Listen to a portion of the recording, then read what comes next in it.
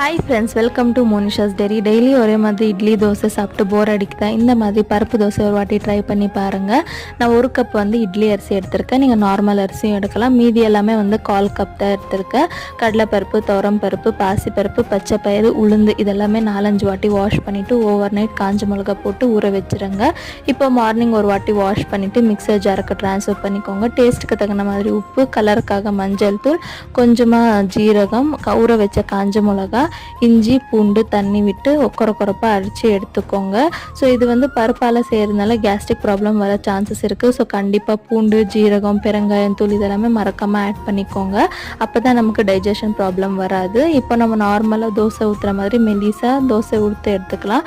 நல்லா கிறிஸ்பியாக வரும். இல்லை நீங்கள் வேணால் இதில் வெங்காயம், கொத்தமல்லி, கேரட், கேப்சிகம் இதெல்லாமே போட்டு அடை மாதிரியும் ஊற்றலாம். ரெண்டுமே டேஸ்ட் சூப்பராக இருக்கும். கண்டிப்பாக ட்ரை பண்ணிட்டு எப்படி வந்துச்சுன்னு மறக்காமல் கமெண்ட்ஸில் சொல்லுங்கள்.